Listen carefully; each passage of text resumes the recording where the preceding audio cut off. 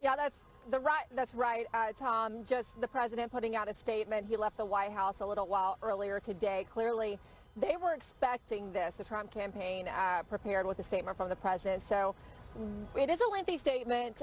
We are going to read it in full since it is such a momentous occasion at this moment. So I'll start reading it. It says, quote, "We all know why Joe Biden is rushing to falsely pose as the winner and why his media allies are trying so hard to help him. They don't want the truth to be exposed. The simple fact is this election is far from over. Joe Biden has not been certified as the winner of any states, let alone any of the highly contested states headed for mandatory recounts, or states where our campaign has valid and legitimate legal challenges that could determine the ultimate victor. In Pennsylvania, for example, our legal observers were not permitted meaningful access to watch the counting process. Legal votes decide who is president, not the news media. Beginning Monday, our campaign will start prosecuting our case in court to ensure election laws are fully upheld and the rightful winner is seated. The American people are entitled to an honest election. That means counting all legal ballots and not counting any illegal ballots. This is the only way to ensure the public has full confidence in our election. It remains shocking, it remains shocking that the Biden campaign refuses to agree with the basic principle and wants ballots counted even if they are fraudulent, manufactured, or cast by ineligible or deceased voters. Only a party engaged in wrongdoing would unlawfully keep observers out of the count room and then fight in court to block their access. So what is Biden hiding? I will not rest until the American people have the honest vote count and they deserve and that democracy demands.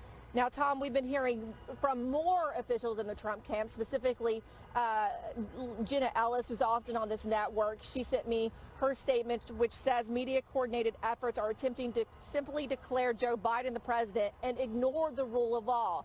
She went on to say, the rule of law, excuse me, she went on to say that this is not over until every vote is counted. And you do have to keep in mind, as you said, Tom, we're not calling it here at Newsmax. There's still outstanding races. There's still outstanding votes to be counted.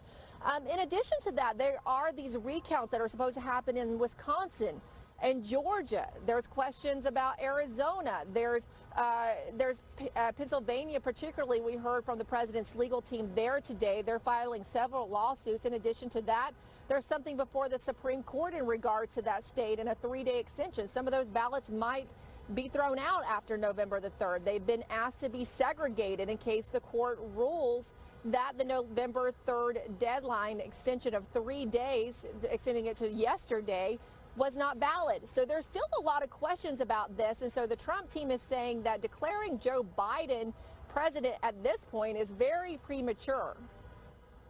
The exception of Michigan, all of these states that we've been talking about, the margins are razor thin. We're talking 30,000, 50,000, 20,000 votes where some sort of systemic problem that has been raised could make a difference. But the fun is going to start really on Monday when they start filing these complaints and they start taking this matter to court.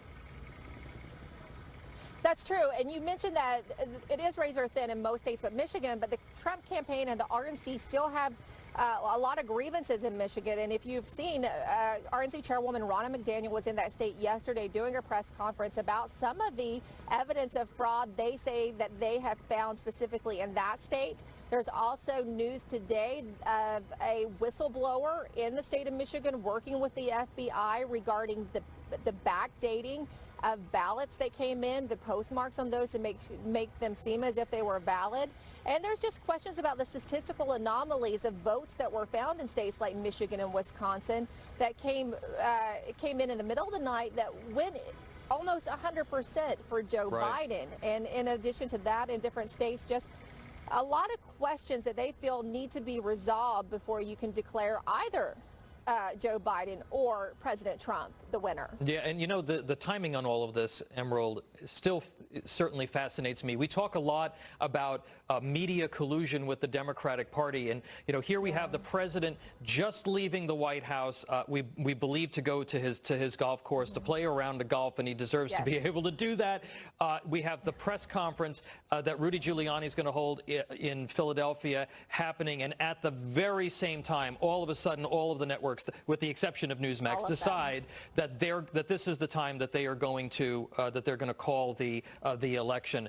We are here at Newsmax, as I mentioned, not calling the election for Joe Biden, and I'd like to read you a statement from our management. At this time, Newsmax is not calling Joe Biden the winner of the election. The election remains very close, and President Trump continues to contest results in several states. All votes should be counted. The media should not make the determination of the winner under these circumstances.